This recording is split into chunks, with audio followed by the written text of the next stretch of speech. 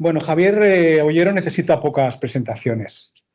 Es profesor del Departamento de Sociología de la Universidad de Texas en Austin, ocupando la cátedra Joer Teresa Lozano Long Professor in Latin American Sociology. Es licenciado en Sociología por la Universidad de Buenos Aires, obtuvo su máster y doctorado en Sociología en Nueva York, donde lidió y se inspiró nada menos que con Charles Steele, entre otros. Es autor de múltiples libros y artículos en los que podríamos denominar, a riesgo de equivocarme, etnografía política, relaciones clientelares, la pobreza urbana, la acción colectiva y la vida cotidiana. Posiblemente el hilo conductor de su investigación es intentar entender cómo la gente resuelve sus problemas en la vida cotidiana en contextos de fuerte dominación, como puede ser el clientelismo político, la contaminación extrema o la dictadura de los poderes públicos a través de la espera. Algunos de sus libros son Favores por votos, 1997, La política de los pobres, 2001, Vidas beligerantes, 2004, Pacientes del Estado, 2012, entre otros, además de artículos. Me gustaría destacar su trabajo con doctoranda,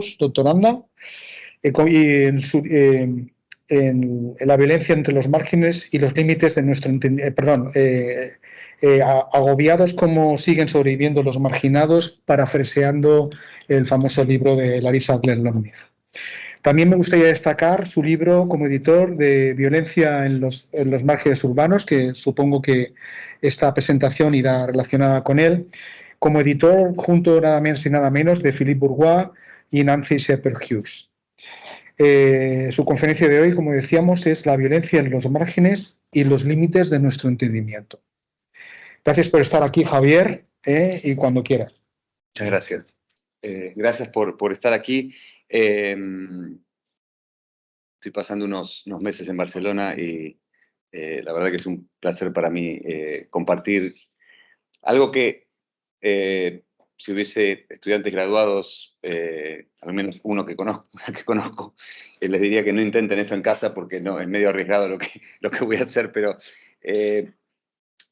poco quería empezar presentando tres pequeñas historias de proyectos de investigación muy distintos que he llevado a cabo en los últimos 3 o 4 años y que muy lentamente, hablando de los límites de mi entendimiento, están demostrando estar más relacionadas que lo que en un principio sospechaba, ¿sí? Y lo que quiero hacer en esta charla es explicitar esos vínculos. No sé qué sonó, pero... Y al mismo tiempo estoy pensando en voz alta, no solo en reescrituras de cómo escribir sobre la violencia interpersonal, sino que cómo escribir sobre vínculos que habría que tener en cuenta y que comprender para mejor digamos, escudriñar los mecanismos que hay detrás de la violencia en los barrios marginados.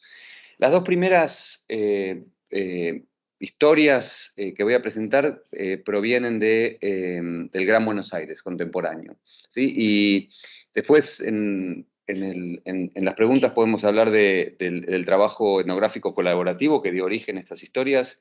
En general, en mis últimos proyectos he colaborado con lo que hace muchos años, no sabía que se llamaba así, y ahora probablemente ya no se llame más así, que se llamaban antropólogas nativas, ¿sí? Y lo pongo entre comillas, mi última colaboradora es Sofía Servián, que es una estudiante de antropología que nació y se crió en este barrio del que voy a hablar, La Matera, y que es mi coautora en este libro último que acaba de salir y que el año que viene va a salir en inglés en una versión más extensa. La primera historia esta es sobre Ernesto, que vive en La Matera, en el sur del conurbano bonaerense, que es la zona metropolitana que rodea Buenos Aires. Él tiene 29 años y no es ajeno al mundo de la criminalidad. Voy a hablar por más o menos 35 o 40 minutos y en cuanto vea que alguno cabecea, paro y empezamos en otra dinámica. Pero Ernesto no es ajeno al mundo de la criminalidad, la distribución de drogas ilícitas y las adicciones. Uno de los hermanos está preso por robo. Otro de sus hermanos está internado en una granja, en un lugar de tratamiento para adicciones. Sus 2 hermanos menores, nos dice, ya están en la droga. Es amigo de varios tranzas dealers del barrio y hace unos años paraba en la esquina con ellos. Él era uno de los pibes a los que hacen referencia los vecinos cuando señalan la fuente de la violencia en el barrio.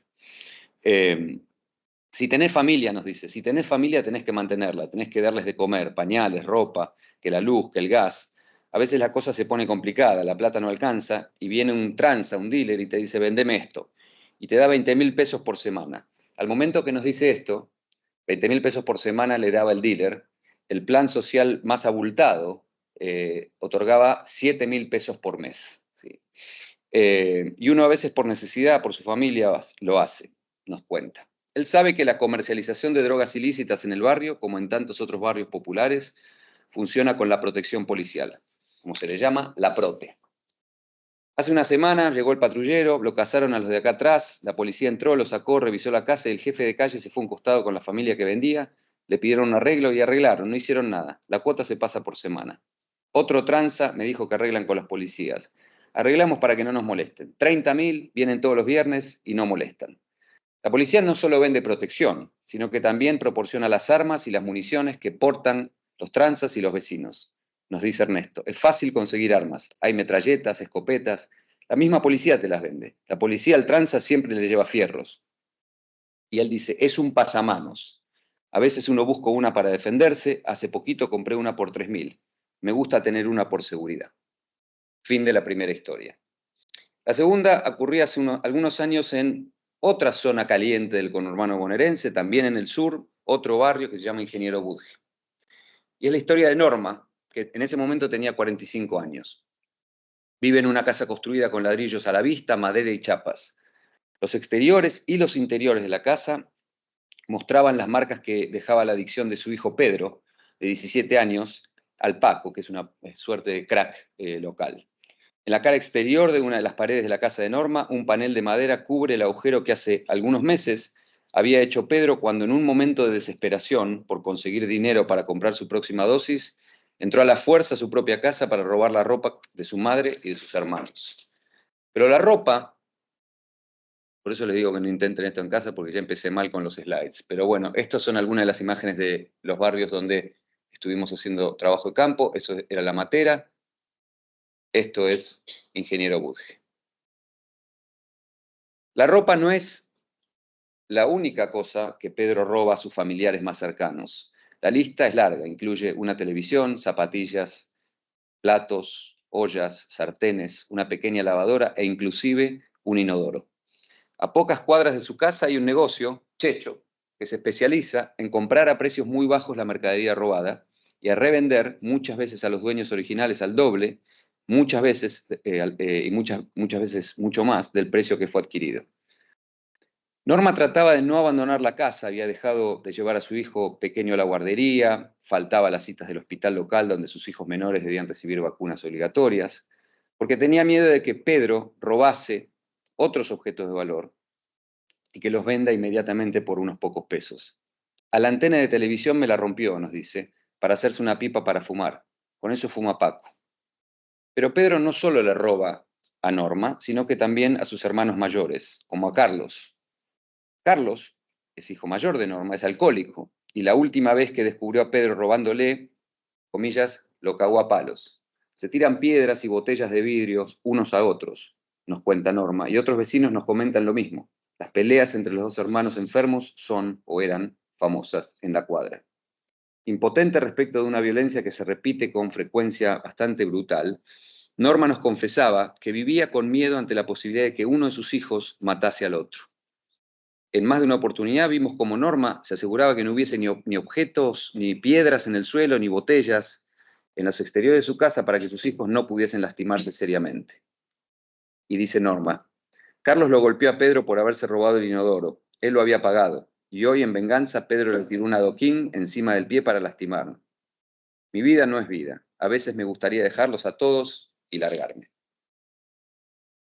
La tercera historia, que va como introducción, está reconstruida no en base a trabajo etnográfico, sino en base a noticias de periódico y a documentos judiciales, entre ellos escuchas telefónicas, entre miembros de la Fuerza de Seguridad y narcotraficantes.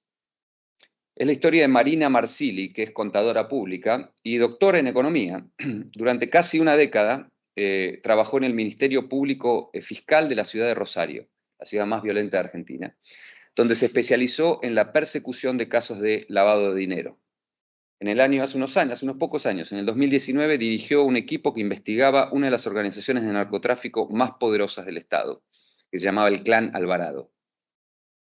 En un esfuerzo por proteger a esa organización, un policía muy cercano a ella, el policía Báncora, filtró varios datos claves sobre ella. Entre ellos figuraba la dirección de su casa, que Alvarado, el jefe de los narcos, utilizó para organizar dos atentados en su contra. Primero dejaron la cabeza de un perro muerto dentro de una caja en su patio trasero, y unos meses después, dos personas no identificadas dispararon una docena de balas contra la fachada de su casa.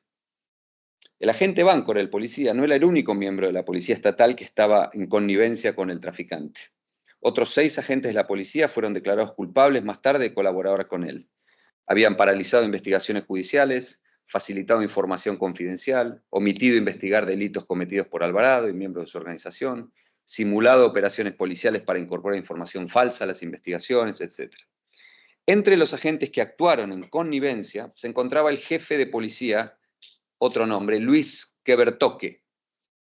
Este Luis Quebertoque era el vecino y cuñado del narcotraficante, policía también, y unos años antes, el jefe, Quebertoque, había dirigido la división judicial que investigaba a la banda que se oponía a Alvarado, que se llamaba la banda, muy conocida en Rosario, como la Banda de los Monos.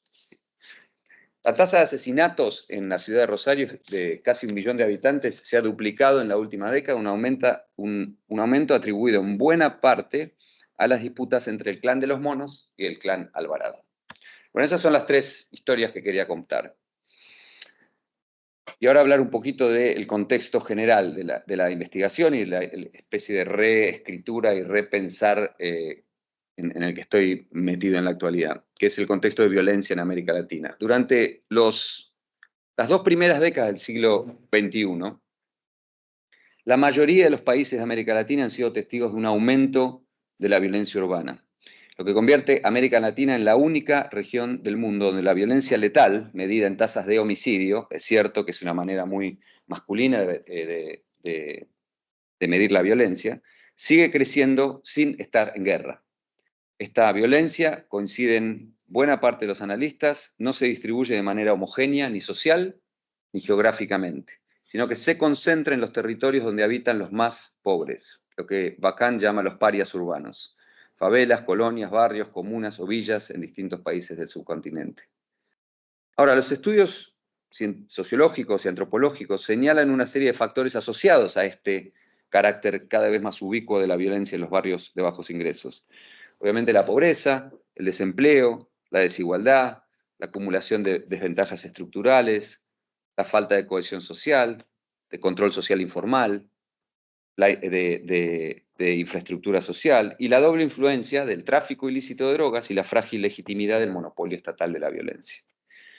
Las investigaciones llevadas a cabo en barrios pobres de América Latina también documentan, y esto es algo que empecé a darme cuenta al hacer esta investigación, también documentan la coexistencia de la violencia comunitaria, la violencia en las calles y la violencia intrafamiliar. Ahora, buena parte de estos trabajos han estudiado la violencia interpersonal como producto de una suerte de venganza, ojo por ojo, diente por diente, a menudo encapsulada en intercambios, lo que los antropólogos de hace años llamaban intercambios diádicos. Otra vertiente de las ciencias sociales ha analizado las múltiples formas en que situaciones violentas, no tanto individuos violentos, están a menudo vinculadas entre sí. Distintos tipos de violencia se concatenan cuando tipos de agresión física, que típicamente se las conceptualiza como analíticamente distintos por el lugar que ocurren, por los actores involucrados, pensemos violencia doméstica, violencia vinculada a las drogas, violencia privada, violencia pública.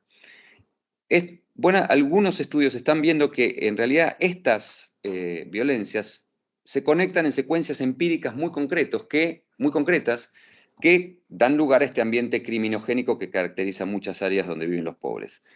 Pensemos, un traficante de drogas irrumpe a punta de pistola en la casa de un joven adicto y amenaza a toda su familia para cobrar. Cuando se marcha, los padres del joven enfermo le dan una paliza como castigo por haber convocado a estos traficantes a su casa. Un marido golpea a su mujer porque le falta el televisor, la hija de su mujer lo vendió para financiar su adicción a las drogas, la esposa la golpea físicamente en represalia. En estas situaciones, en realidad no hay una distinción muy clara entre violencia pública y violencia privada. Lo que está sucediendo es que la violencia de la calle está migrando al interior del hogar, y lo que registramos como violencia doméstica es en realidad esta migración. Entonces, el primer argumento, y sobre esto en realidad versaba el libro In Harm's Way, es que necesitamos concentrar atención tanto, no solo empírica, registrar estas concatenaciones, sino también teórica, en las concatenaciones de distintos tipos de violencia. Y empujar el análisis teórico y empírico más allá de un enfoque exclusivo en dinámicas de represalia hacia uno que examine de manera más granular, más interactiva y más dinámica la violencia interpersonal. Y no concentrarnos tantos, como decía antes, en individuos violentos, sino en situaciones violentas y en sus condiciones de posibilidad. Para trascender entonces cierta balcanización que hay en los estudios sobre violencia, lo que creo que tenemos que hacer es adentrarnos en estas interacciones situacionales de quienes ejercen, quienes sufren simultáneamente la violencia, víctimas y perpetradores, y preguntarnos para qué y cuándo se utiliza la violencia. Esta se utiliza para disciplinar a hijos e hijas, para intentar controlar a las esposas, para defenderse de maridos brutales, para obtener recursos materiales, para abusar y extorsionar a compañeros de celda. Se despliega no solo en las calles, sino también en hogares, en las comisarías, en la policía, en las prisiones, en relaciones que implican actores con diferentes grados de poder, padres, hijos, policías, ciudadanos, reclusos, etc. Este despliegue impregna relaciones verticales, tanto entre agentes del Estado, ciudadanos, hombres y mujeres, padres, hijos, y horizontales, por ejemplo, entre presos y vecinos. Intentar descripciones granulares que pueden parecer anecdóticas, digamos, a nosotros los etnógrafos siempre nos acusan de andar de anécdota en anécdota, ¿sí? Ya llevo 25 años con esto, así que ya no tengo que defenderme de hacer un gran anecdotario, digamos, pero intentar estas descripciones granulares lo que creo que nos lleva a desenterrar, y esto es el segundo especie de argumento en el que estoy pensando, el carácter más político de la violencia. Esto es algo que sí que no vi desde el principio. Si bien la violencia interpersonal que invade la vida de los marginados en Buenos Aires y en Rosario carece de esas propiedades redentoras, para citar un ejemplo clásico sobre las cuales hablaba Frantz Fanon, que él atribuía a la violencia del subalterno, y no está dirigida contra el Estado, ni contra los poderosos, ni contra sus símbolos, sí tiene un carácter político, ¿sí? La violencia en los márgenes, y esto es lo que quiero argumentar, tiene un... No sé ni en qué slide estoy. Ahí está. Es política en un triple sentido. Está moldeada por intervenciones estatales, tanto legales e ilegales. Tanto víctimas como perpetradores entienden que está causada por actores estatales, ya sea directamente en forma de represión policial, la famosa mano derecha del Estado, pero también de manera clandestina, lo que nosotros llamamos la mano clandestina del Estado, cuando convive con organizaciones criminales. Y la violencia también es política, en el sentido que a menudo se convierte en el principal motivo de queja de las protestas en una comunidad. Entonces quiero volver brevemente a la historia de Norma. La violencia entre su hijo adicto a la droga, Pedro, y su hijo adicto al alcohol, no es la única relación violenta que amenaza su hogar, donde viven sus otros 7 hijos, que van desde los 4 a los 21 años. Ayer no pude dormir nada, nos cuenta, mientras caminamos un viernes a la mañana hacia el comedor donde todos los días retira comida para el almuerzo. Pedro robó la bicicleta de mi vecino. Pedro es el hijo adicto a las drogas. La cambió por 20 pesos. 20 pesos, ustedes se habrán dado cuenta que en 20 minutos pasé de 3.000 pesos a 20. Bueno, esa es la inflación en Argentina, ¿no? Es así sucede muy rápidamente. Pero Pedro robó la bicicleta de mi vecino, la cambió por 20 pesos para comprar droga. A la noche, el dueño de la bicicleta vino a mi casa y me preguntó por la bicicleta. Yo le dije que le pagaría antes del martes, porque el martes cobro. Pero él no quiere la plata. Me sacó un arma del bolsillo y me dijo, si la bicicleta no aparece, pronto voy a matar a tu hijo. Ramiro, otro de los hijos de Norma, lo conoce y sabe bien que el vecino habla en serio. Ni Norma ni sus hijos pudieron dormir tranquilos esa noche. Algunos días antes, esa misma semana, Norma había tenido que viajar con sus 2 hijos pequeños sobre sus faldas durante 1 hora y media hasta una comisaría de la ciudad de Buenos Aires, donde Pedro estaba detenido por posesión de drogas. Pedro compra dosis de Paco o pastillas para otros jóvenes adictos del barrio que no las pueden adquirir porque tienen deudas con los tranzas locales. A cambio de lo que compra, los pibes le dan a Pedro una parte de lo comprado en forma de pago por sus servicios de correo. Pocas semanas después de haber estado en la comisaría, unos jóvenes entraron intempestivamente en la casa de Norma buscando a Pedro, le habían dado dinero y hasta la tarde no había regresado ni con la droga ni con el dinero. Nos dice Norma, lo buscaban por todos lados, estaban todos armados, me amenazaron con que lo matarían porque se quedó con el dinero de ellos, yo les pedí que no lo lastimaran, por favor, no lo lastimen. El constante y, como pudimos comprobar, crecientemente peligroso entre los hijos de Norma, uno podría pensar, ser comprendido como consecuencia del efecto psicofarmacológico del consumo del alcohol y las drogas. La ingestión de alcohol, sabemos, y de las drogas puede irritar, excitar, enfurecer, envalentonar a las personas, y los estados emocionales eventualmente pueden traducirse en comportamientos violentos. Los pequeños robos de Pedro, compelidos por la ansiedad de su deseo por drogas, ilustran otro nivel de esta relación individual entre drogas y violencia, lo que Goldstein llamaba compulsión económica.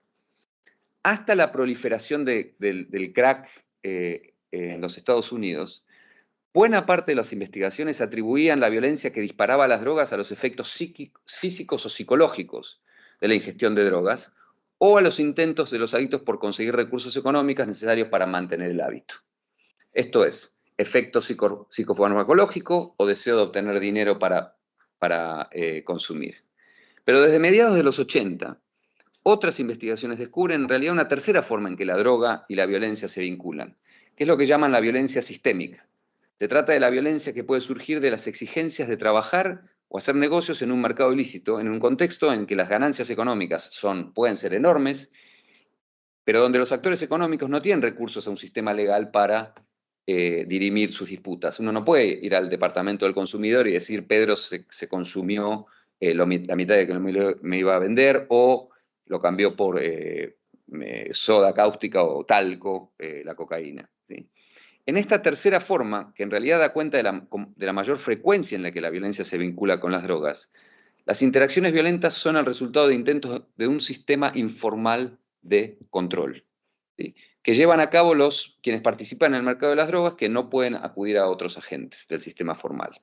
Disputa entre líderes rivales, el clan Alvarado contra los monos, castigos por robar y no poder pagar las drogas, Pedro y sus hijos, o por vender productos adulterados, son los ejemplos más comunes. La familia de Norma ha tenido experiencias de primera mano con este tipo de violencia, y muchos vecinos de los barrios en los que hemos realizado investigaciones etnográficas hacen referencia a esta violencia cuando dicen en el barrio, cada noche los tranzas se cagan a tiros. ¿Sí?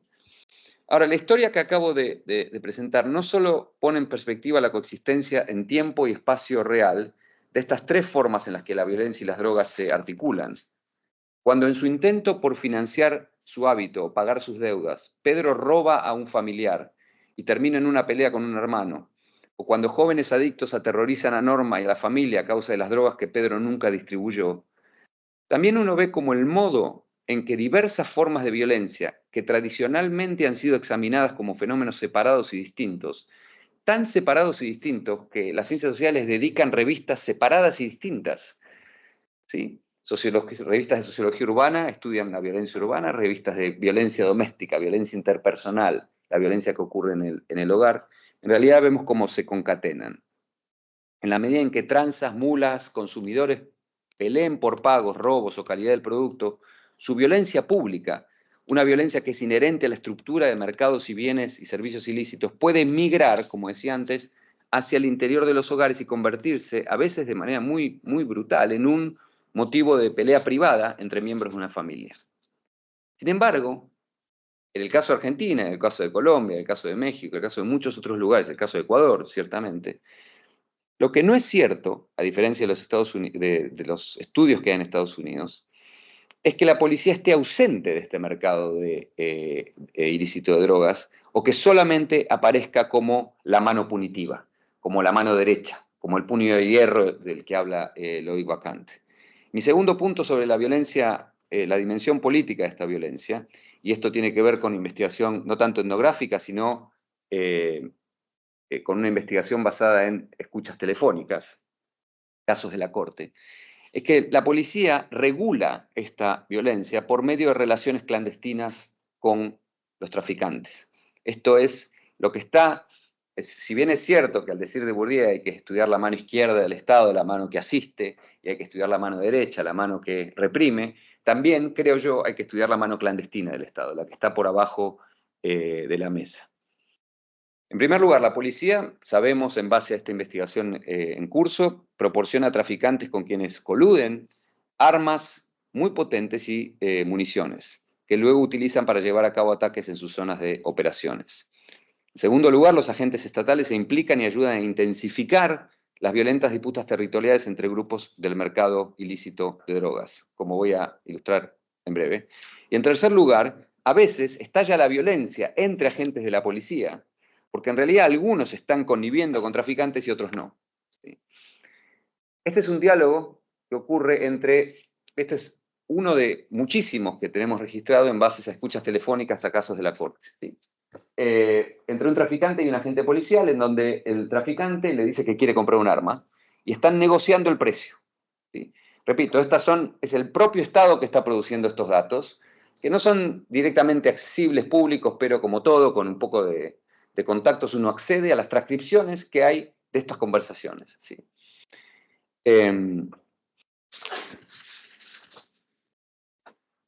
Entonces aquí están negociando sobre armas y aquí vamos a ver el efecto de esta negociación sobre armas. Y es la historia la última historia de lo que voy a contar hoy, que es la historia de Lourdes, que vivía en una modesta casa de ladrillos en un barrio, el barrio pobre de La Carne, en Rosario. No muy lejos de su casa, Los Monos, esta banda de traficantes, tenía varias instalaciones donde producían, almacenaban y vendían drogas ilegales. Para llegar a fin de mes, el hermano de Lourdes, Nicolás, intentaba lo imposible, vender drogas en el patio trasero del apartamento de la familia sin el consentimiento de Los Monos. No pasó mucho tiempo antes de que Monchi, el líder de Los Monos, se enterara de que Nicolás expendía drogas en el territorio. «Tenés competencia», le dijo un socio en una llamada telefónica intervenida. «Lo hacen muy bien».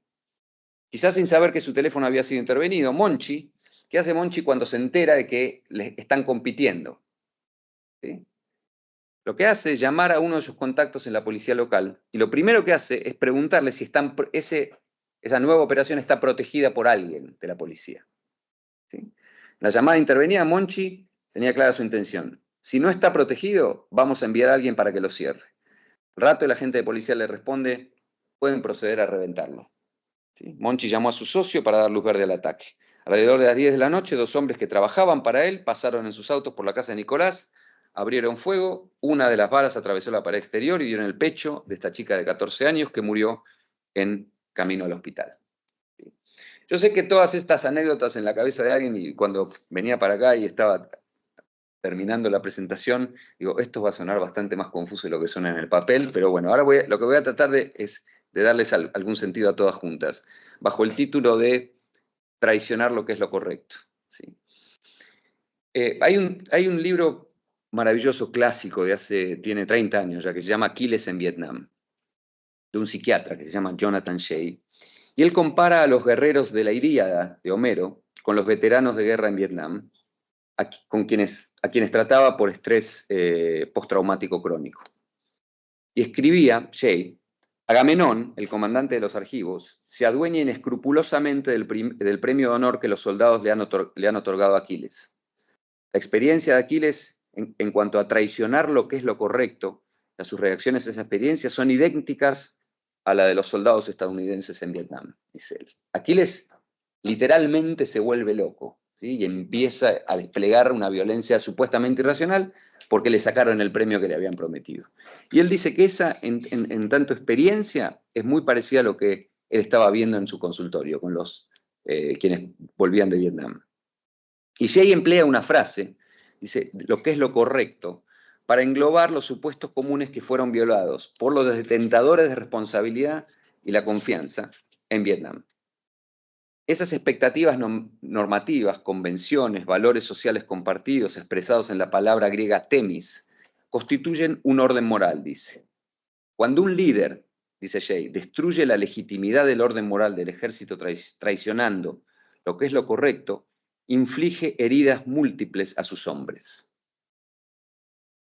Durante la última década, en 3 proyectos de investigación distintos, escuché directamente en entrevistas, en conversaciones casuales, en encuentros comunitarios, en reuniones informales, pero también indirectamente en noticieros, repetir una y otra vez, de muchas maneras distintas, que los habitantes de los márgenes sospechan, saben, sienten, piensan o han visto que los policías están con los tranzas, que los policías están con los traficantes, que los policías están arreglados, que están confabulados con los traficantes, que son, nueva identidad, polinarcos.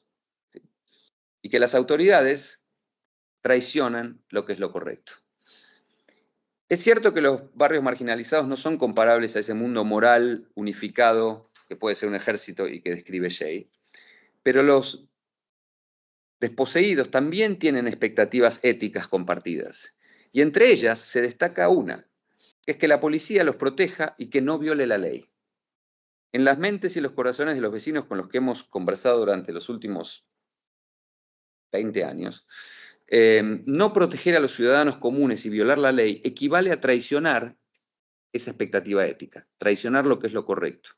Ni la familiaridad, ni la proximidad con la colusión narcopolicial, ni la vida cotidiana en lo que ellos llaman tierra de nadie, han normalizado estos arreglos. Nadie los ve como algo, los ven algo como algo familiar, pero no normal, ¿sí? Cuando hablamos de normalizado queremos decir algo que se ha hecho norma. En todo caso, han provocado lo que en otro texto hablamos de una resignación generalizada a un estado de cosas que los vecinos ven muy difícil de evitar e improbable de cambiar.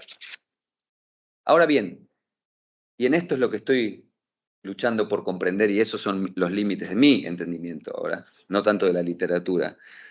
Dadas sus bien fundadas sospechas respecto de que los narcopolicías regularmente traicionan lo que es lo correcto, y el cinismo legal generalizado, ¿por qué alguien recurriría, por qué un vecino recurriría a la policía?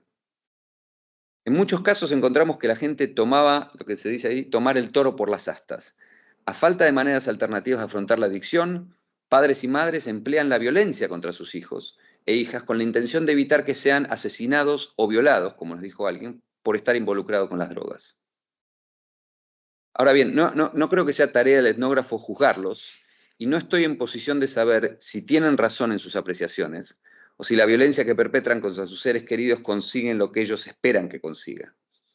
Lo importante aquí es que esos padres y esas madres creen que los policías son, entre comillas, delincuentes uniformados, y que ellas y ellos no tienen otra alternativa que la disciplina violenta para salvar a sus hijos de males peores.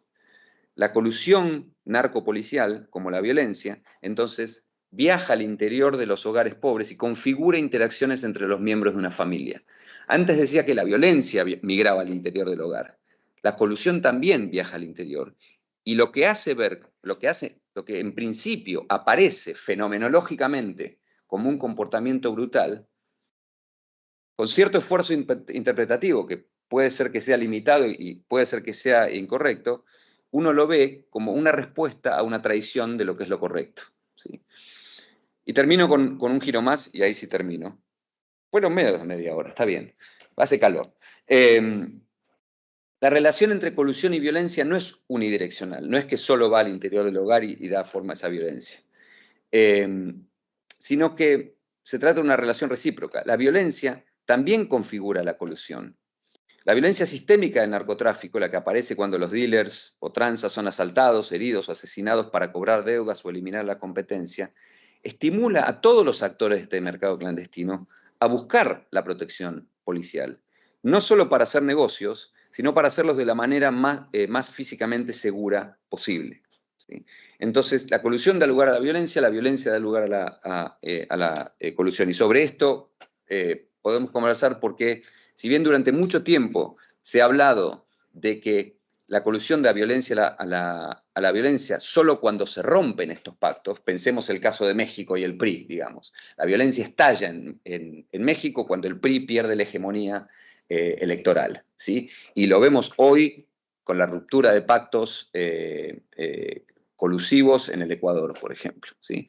Esa es una de las maneras, la idea de negociaciones rotas, en que cuando hay connivencia policial criminal, se rompe y estalla la violencia.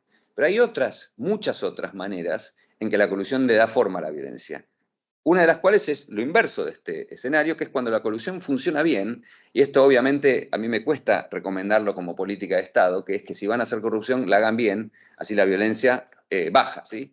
Esto es, si bien puede ser sociológicamente cierto, políticamente es bastante poco probable, digamos, como una recomendación. Y concluyo con esto, creo que entender esta dimensión política de la violencia, no en el sentido, otra vez, de la que hablan Bernstein, Fanon, James Scott, que hay que sobreinterpretar esta violencia como que está desafiando al poder, sino de esta especie de dimensión más clandestina de la violencia, creo que sirve no solo para entender mejor situaciones violentas, no tanto individuos, situaciones violentas, sino sus condiciones de posibilidad. Y con esto ahí, sí, 28 minutos. Ahí está. Gracias.